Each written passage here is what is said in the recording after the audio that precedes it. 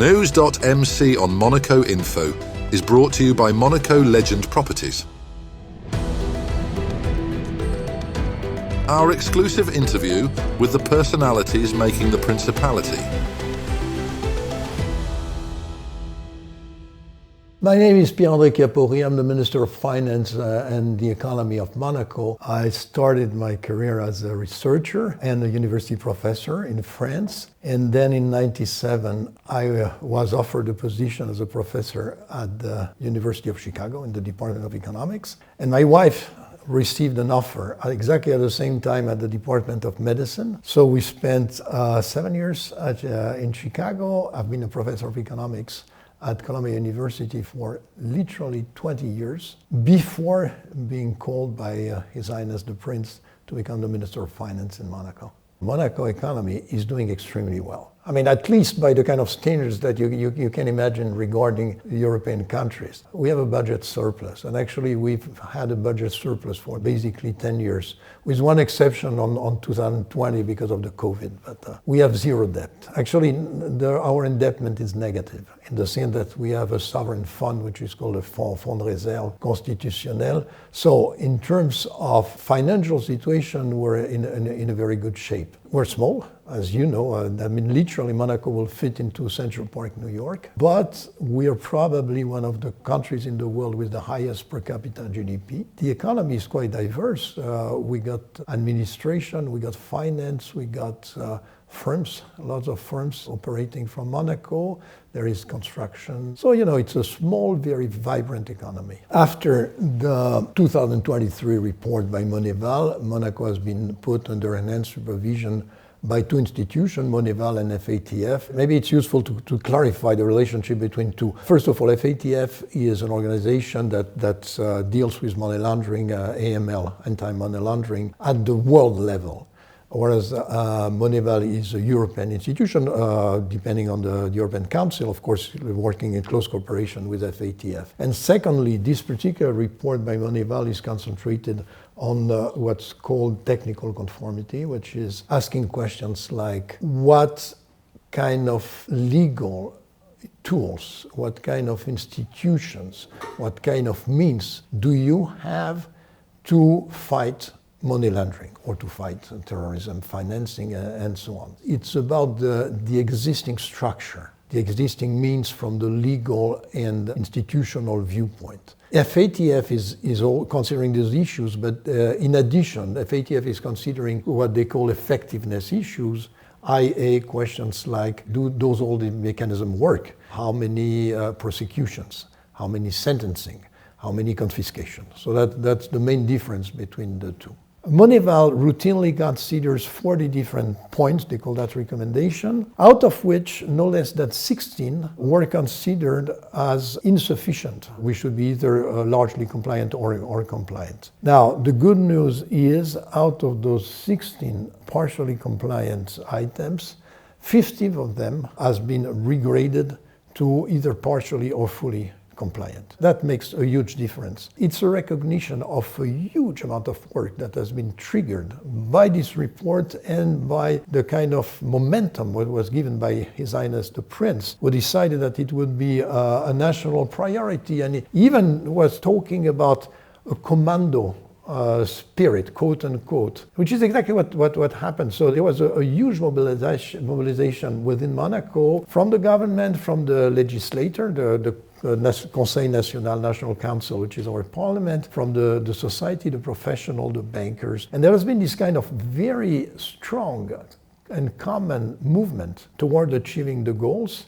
And in a sense, the report that we receive now is a recognition of all these efforts and the fact that those efforts have been fruitful. So it's both a recognition and an encouragement to continue on the same path. We've been put in the grey list by FATF. Any country on the grey list of FATF is in principle put on the European grey list. The only exception being either European countries, by which I mean members of the European Union, or candidates. In the case of Monaco, things are a bit more complicated. We are in constant relationship and exchanges with the European Union regarding the European grey list. Our goal is the same, We got a very precise agenda that has been defined by FATF to exit the grey list. There are several stages, but the last stage should take place in January 2026, which might lead to an exit from the grey list of FATF in the June 2026 plenary session of FATF. Our goal is to achieve this agenda and to provide FATF with the information and the proofs that they need to convince them that we've done the kind of job that had to be done. And in principle, again, exiting the FATF grey list implies exiting the European Union grey list. We have introduced a specific regulation, which, by the way, included very serious changes in the legal system. And so during a very short period of time, I mean, if you think about it, between January 2023 and essentially summer 24, we introduced no less than 4 laws with lots of additional text and application text. And we have completely revamped our legal system, new obligations on the financial institution and so on and so forth. And last but not least, we have engaged into very strong training procedures of the private sector. Everything has been done in collaboration with the professional, the banks, with the asset managers, with the accountants, the lawyers, and so on. And it's fair to say that the legal and institutional landscape regarding AML is very different now from what it used to be even like 2 years ago. We are fully involved into the GAFI process, and as you know, the GAFI and the MONEYVAL process rely on the constant exchanges. And I must say that MONEYVAL has been extremely helpful in those processes.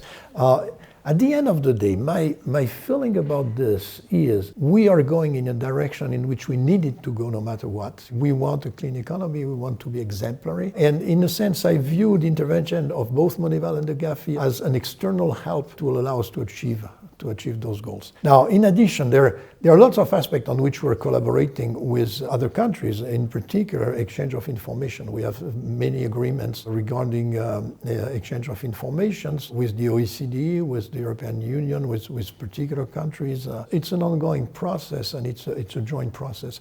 Actually, it's an international process, a joint process of all countries, and we're part of this general movement.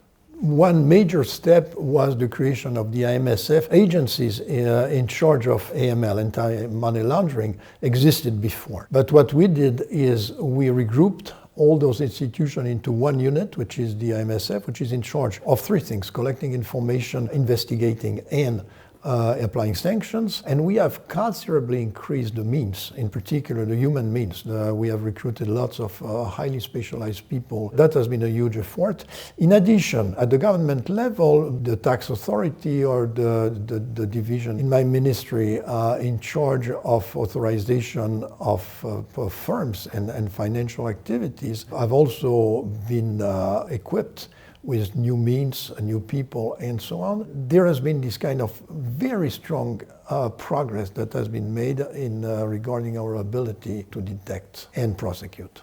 There are several files that are currently being investigated by the justice and or by the AMSF, and there is a close relationship between the prosecutor, the AMSF, the tax services here in Monaco. Recently, like a few months ago, actually maybe a few weeks ago, we had a particular case that went to the court and there was a condemnation. I mean, some people were sentenced to jail time, very visible money laundering.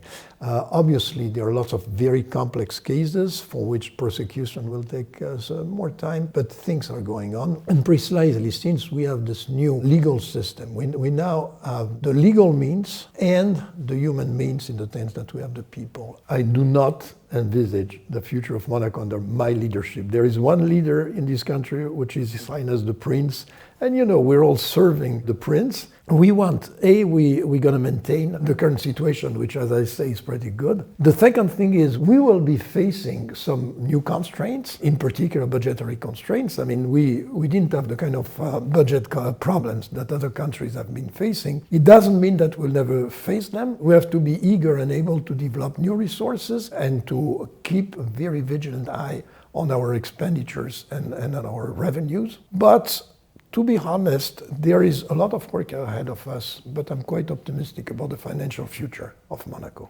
I often hear that Monaco is a tax haven. I don't believe Monaco is a tax haven. If you look at the technical definition of a tax haven, tax evasion in the world, right? It's mostly, by an overwhelming majority, cases of firms trying to locate, if not their activity, at least their profit, in countries in which the taxation of corporate profit is favorable. And we're talking tens, actually hundreds of billions, this kind of tax. So it's not tax evasion, actually, technically it's tax optimization, but it's something that has been looked at very carefully by the OECD and other institutions. We don't have anything like this in Monaco. The corporate taxation is exactly the same as in France, except for local businesses. And even if you look at individuals, everybody here in Monaco is facing exactly the same tax system. There is no particular treatment of foreigners, so there is no tendency to attract foreigners by offering them better conditions than locals or anything like this. But it just happens that Monaco doesn't have an income tax, which can be explained by historical reasons and actually opportunity reasons. From a tax point of view, Monaco is collaborating with most, if not all, other countries, with OECD countries, with European countries, and so on and so forth. I'm glad to be given this opportunity to sort of clarify this kind of confusion or this kind of cliche that Monaco is a tax haven. Monaco is definitely not a tax haven. That's all for today. Thank you for watching News.mc, your English rendezvous on Monaco Info. Discover more interviews and stories on our websites, news.mc and monacoinfo.com. This show was brought to you by Monaco Legend Properties.